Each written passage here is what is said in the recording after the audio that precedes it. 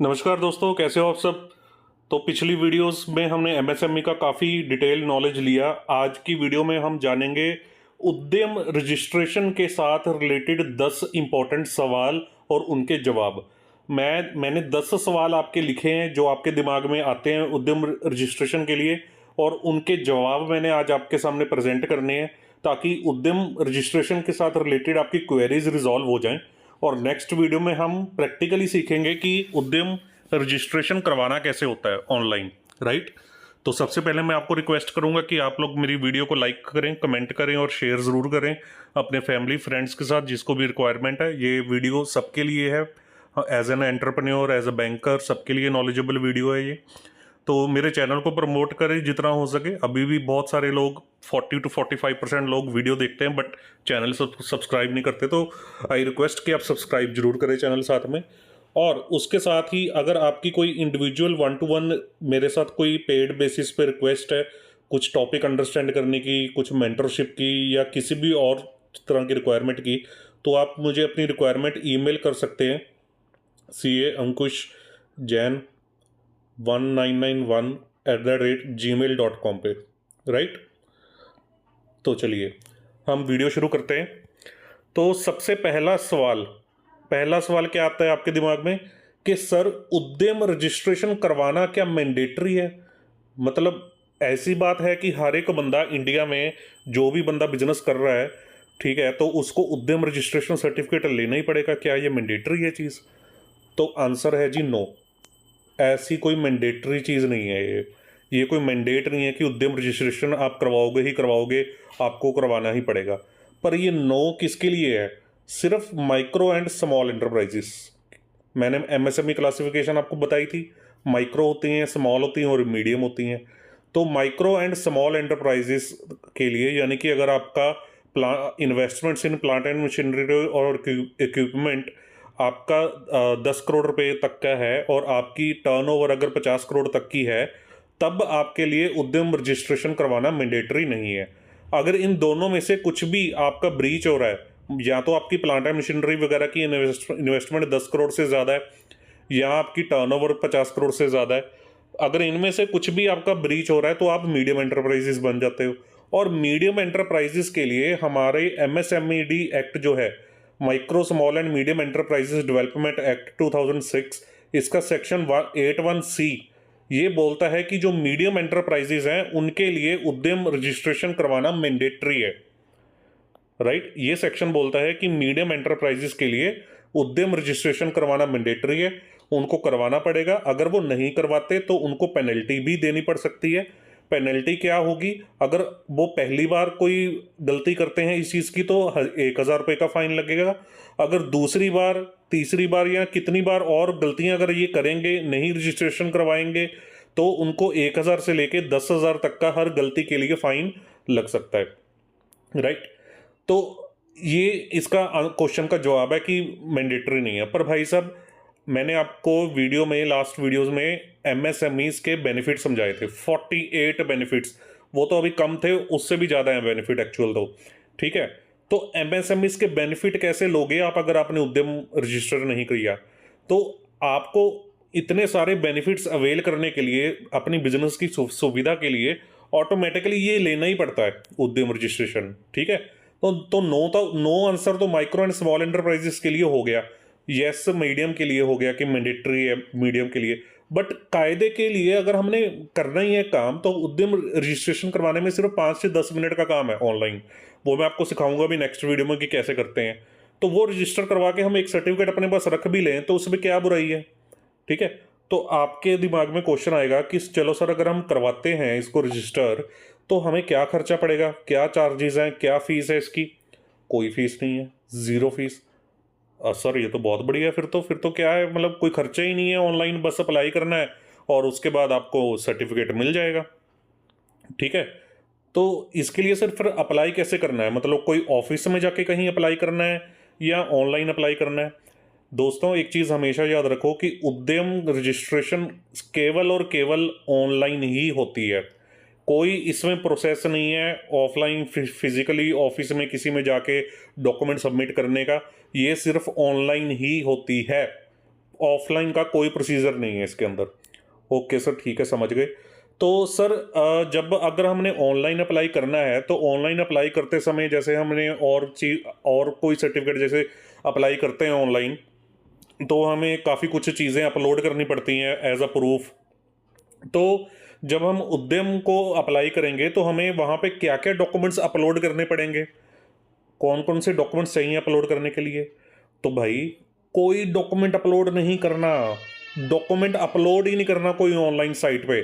सिर्फ information fill करनी है कॉलम्स में, वो आप टाइपराइटर से मतलब टाइपिंग करके फिल कर सकते हो, पर कोई डॉक्यूमेंट कुछ भी अपलोड करना ही नहीं है, कुछ भी अपलोड नहीं होना। सिर्फ सेल्फ डिक्लेरेशन है आपकी, आपने खुद अपने बस हाथों से अपने मतलब कीबोर्ड से लिखना है, वहां पे फिलअप करने हैं कॉलम्स को, कुछ भी डॉक्यूमेंट अपलोड नहीं होना।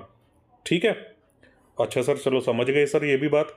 अब क्वेश्चन नंबर 5 कि सर अगर मेरी डिफरेंट डिफरेंट ब्रांचेस हैं अलग अलग स्टेट में, मतलब कंपनी चाहे सेम है, या मैं डिफरेंट डिफरेंट तरह का बिजनेस करता हूँ, कोई मैं ट्रेडिंग कर रहा हूँ, कोई मैं मान लीजिए कि ट्रेडिंग कर रहा हूँ, अपना पेंट की ट्रेडिंग कर रहा हूँ, मैं साथ में हार्डवेयर मैन्युफैक्चरिंग का भी काम कर रहा हूँ, पर एक ही बिजनेस यूनिट से कर रहा हूँ। तो क्या मेरे को हर एक अलग अलग बिजनेसेस के लिए अलग अलग उद्यम लेने पड़ेंगे और हर एक ब्रांच के लिए भी अलग अलग उद्यम लेना पड़ेगा?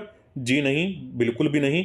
आपको सिर्फ केवल और केवल सिंगल उद्यम सर्टिफिकेट ही चाहिए। उद्यम सर्टिफिकेट पैन नंबर बेसिस पे मिलता है, तो आपके चाहे जितने मर्जी बिजनेसेस हैं, जितनी मर्जी ब्रांचेस हैं, अगर आपकी कंपनी का पैन नंबर तो एक ही है ना, तो आपको सिर्फ एक उद्यम अप्लाई करने की जरूरत है।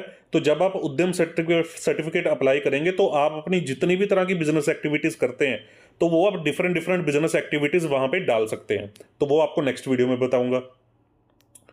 तो सर अब ये जो उद्यम सर्टिफिकेट है, तो क्या मैं ये खुद अप्लाई कर सकता हूँ या मेरे को फिर किसी सीए के पास या किसी गवर्नमेंट एजेंसी की हेल्प लेनी पड़ेगी ऑनलाइन कराने के लिए? ये तो ऑनलाइन तो बड़ा डिफिकल्ट प्रोसेस होगा, हमारे पास तो पता नहीं हम खोल पाएंगे या नहीं पाएंगे।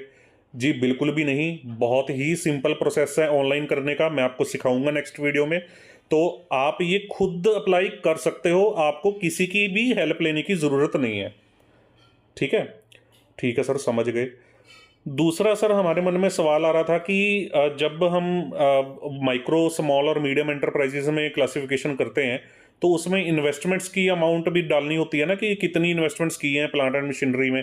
तो अगर हम अप्लाई कर रहे हैं, ऑनलाइन अप्लाई कर रहे हैं, तो वो वैल्यू कहाँ से उठाएं, मतलब कितनी वैल्यू डालें? अगर मेरी एंटिटी बिल्कुल नहीं है, मेरी एंटिटी का कोई रिकॉर्ड ही नहीं है, पास्ट रिकॉर्ड, तो फिर मैं क्या डालूँ वहाँ पे?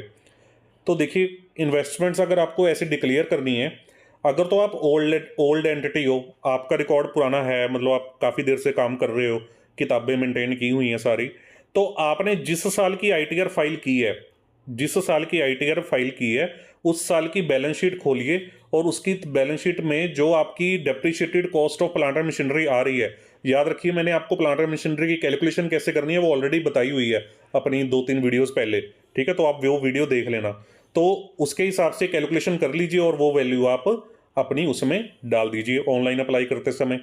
अगर आप नई एंटिटी हैं, आपने कभी कोई आईटीआर जिंदगी में फाइल ही नहीं की कभी पहले, ठीक है, तो फिर जो प्लांट एंड मशीनरी आप परचेज करने वाले हैं विदाउट जीएसटी, उसमें जीएसटी की वैल्यू ऐड नहीं करनी, जो प्लांट एंड मशीनरी आप इक्विपमेंट परचेज करने वाले हैं, बस उनकी वैल्यू टेंटेटिवली डाल दीजिए। आपको अगर अंदाजा है कि भाई मेरे को ये बिजनेस करने के लिए 40-50 लाख रुपए का प्लांट एंड मशीनरी जो मतलब डालना होता है वो मेरे को चाहिए होगा, तो 40-50 लाख रुपए की रफ वैल्यू बस डाल दीजिए। कोई डॉक्यूमेंट तो आपको अपलोड करना नहीं है, कोई प्रूफ तो अपलोड करना नहीं है, ना कोई इसकी कोई फिजिकल वेरिफिकेशन होनी है उद्यम के अंदर, कोई भी वेरीफाई करने नहीं आता उद्यम के अंदर। तो ठीक है, आपने एक सेल्फ डिक्लेरेशन बेसिस पे आपने वैल्यू दे दी, तो वो आपको मतलब फिट है। सेल्फ डिक्लोजर आप कर दीजिए कि भाई अंदाजे से कि भाई इतना है।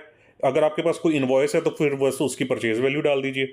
ठीक है, बस। पर जब आप अपनी पहली आईटीआर फाइल कर दें, अभी तो आप न्यू एंटिटी हैं, फिर पुरानी भी हो जाएंगे, जब पहली आईटीआर आप अपनी फाइल कर दें, उसके बाद आप ऑनलाइन पोर्टल पे दोबारा जाके अपनी डिटेल्स को अपडेट कर दें। वो भी अपडेट कैसे करनी होती है वो भी मैं आपको बताऊंगा। जो ये उद्यम पोर्टल होता है ना, जहां पे आप ये अप्लाई करते हो, वो इनकम टैक्स डिपार्टमेंट और जीएसटी डिपार्टमेंट के साथ इंटरलिंक्ड होता है।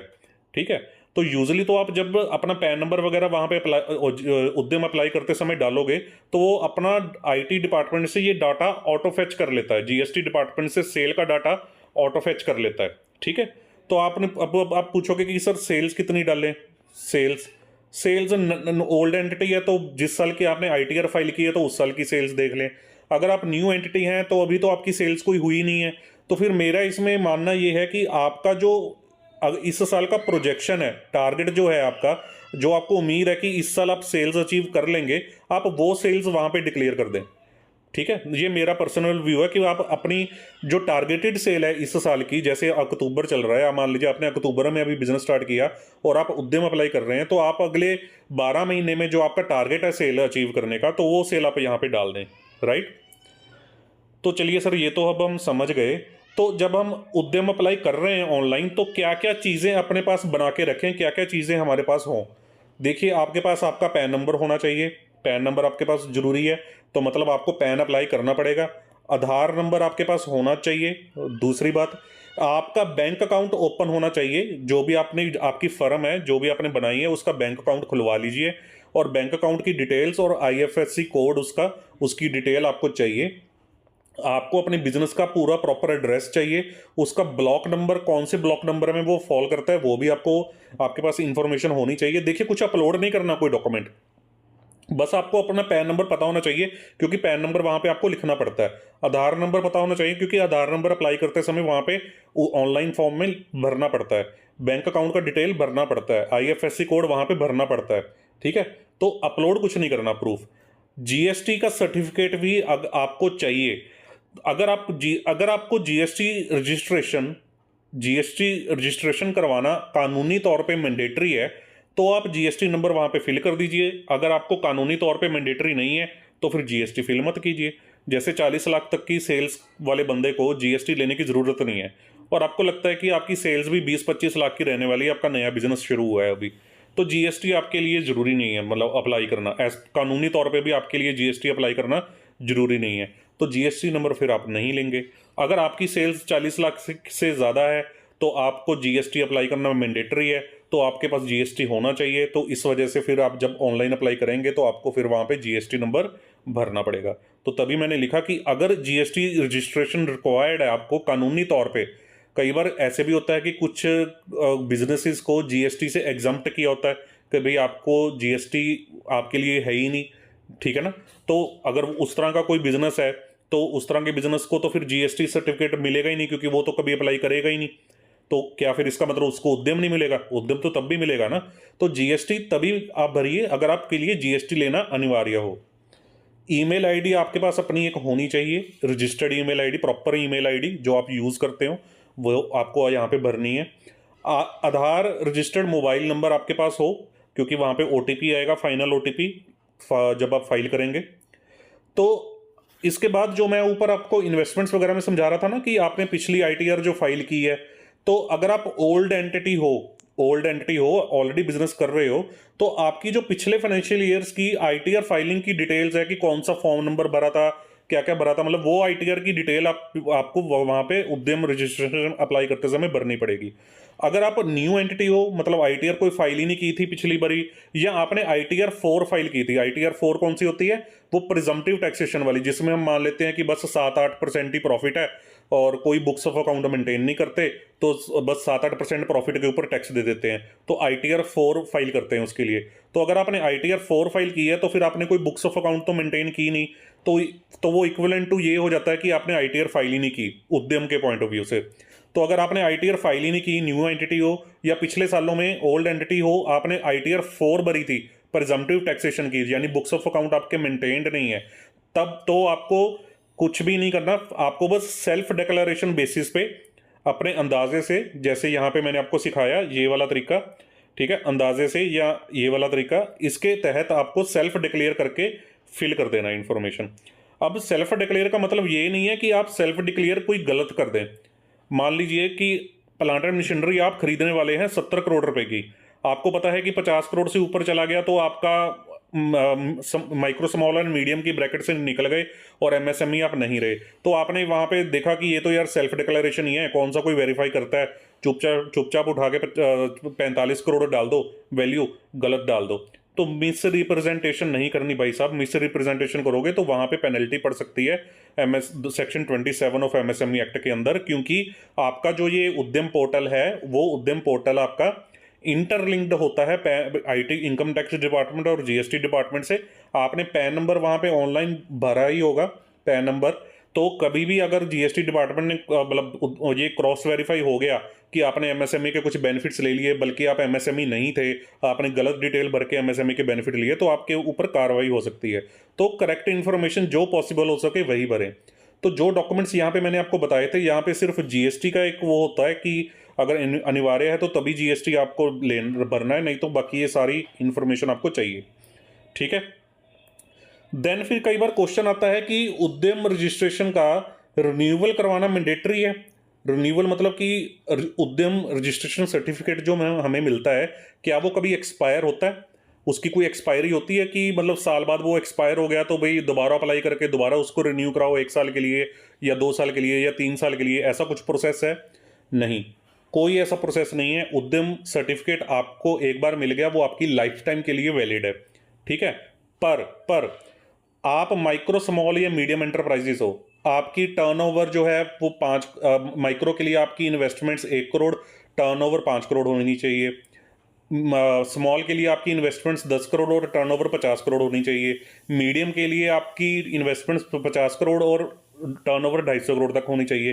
तो आपको साल दर साल एक मोरल ऑब्लिगेशन है, एक मोरल आपके ऊपर जिम्मेवारी है कि आप जब भी नई आईटीआर फाइल करें तो उद्यम के ऑनलाइन पोर्टल पे जाके अपनी टर्नओवर और इन्वेस्टमेंट्स वगैरह की सेल्फ डिक्लेरेशन करें, उद्यम वालों को बताएं, ताकि कल को आपकी अगर कैटेगरी चेंज होती है कि आप माइक्रो से स्मॉल में जाते हो तो वो प्रॉपरली ऑनलाइन अपडेट हो सके। ठीक है।